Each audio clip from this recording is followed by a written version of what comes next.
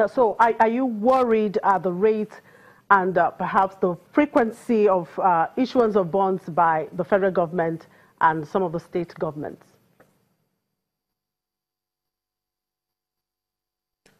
Well, interestingly, most of the state government are even finding it difficult to raise money. So let's focus on the federal government, because today the most states do not have any headroom to borrow from the bond market, apart from the few states like Lagos and a few other states. But if you look at the federal government, because when the federal government borrows in the local currency, it is in a very strong position to pay back that loan, because countries do not default on loans issued in their local currency, because the government has the capacity to print money. But that is, by the way, the key thing we should be looking at that. What is the interest payment burden that the country has to carry? If you look at the 2017 budget, interest payment is going to be about 45% of the total revenue. So in terms of ability to continue to expand the local currency borrowing, it's going to crowd out whatever other expenditure the government has to do. Not only that, it's going to crowd out the private sector in accessing credit. So the government actually wisely has come to say, look, we need to cut down on the local currency borrowing. And the only way we can do that is to now shift the borrowing or the finance part of the local currency borrowing, including the short-term maturity obligations like treasury bills and medium to long-term maturity obligations like the bonds, by borrowing externally. Let me give you the advantage of that. The cost of borrowing externally will be quite low. Nigeria can borrow today at about 5 to 6% in the international bond market.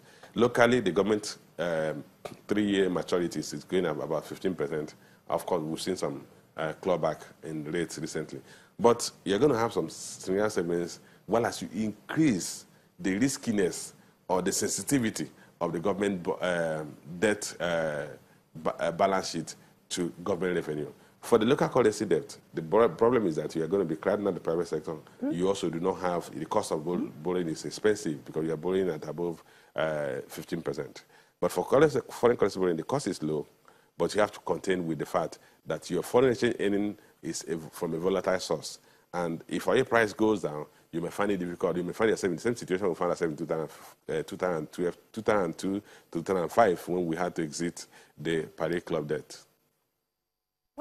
For most Nigerians, when they hear that the government wants to borrow for infrastructure or to finance the budget, what comes to their mind is, how has that actually benefited us?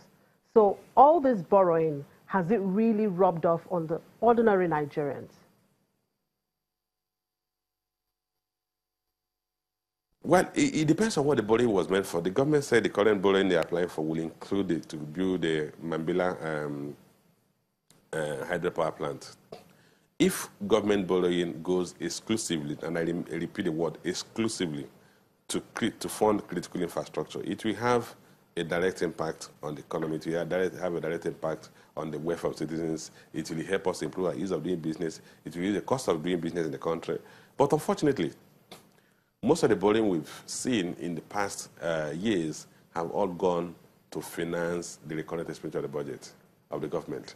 I mentioned the fact that entire borrowing this year is going to go to part of even the borrowing, that the entire capital expenditure is going to be funded from borrowing. But let me also sound this.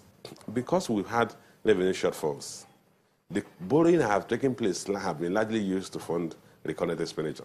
So if the borrowing is going to fund the salaries and wages of public servants, the lifestyle of public servants, the overhead of public officials, then the man on the street is not going to feel the impact. He's not going to see a new paved road. He's not going to see a new seaport. He's not going to see a new rail line. So, and that's what they're looking out for. Those should be the signposts of physical infrastructure development. But we're not saying that because we are running a very obtuse governance structure such that a lot of the revenues of government go into servicing overhead of the government. And with that structure, you're not going to see the impact of borrowing on the common man on the street.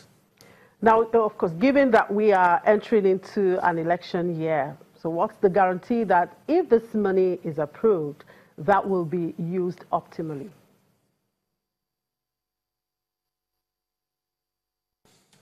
Well, That is at the realms of the governance standards that we have.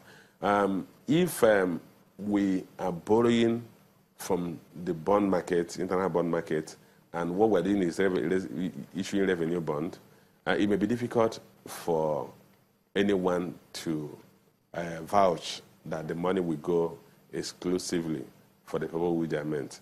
If they are tied to specific projects, if the government issues what they call project bond, which I think we should, if we have to borrow, we must make sure the borrowing is channeled and is ring-fenced to specific projects.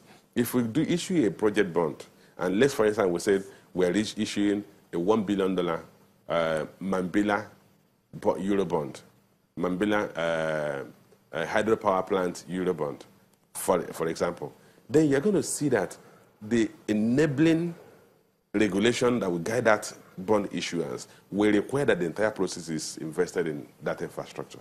But if you issue a revenue bond, the government have the latitude to use that fund to finance the revenue shortfall. And in that case, you may not be able to hold them at the federal government level. You may not be able to hold anybody for failing to utilize the proceeds according to the purpose. But if you look at when the state governments are borrowing, most state government bonds are specific. You need to identify the utilization, and that utilization must have to be approved by the Secretary of the Exchange Commission, and it is monitored. Disbursement is monitored, and you must comply with the requirements, the Enabling Bond Act, that allowed you to borrow for those specific purposes. So at the state level, it's actually more stringent than at the federal level. The federal government has been issuing revenue bonds, and they are not bound to use it for a particular purpose. Okay, thank you very much for your time, Johnson Chukwu. Johnson Chukwu is the CEO of Cowrie Assets Management Limited.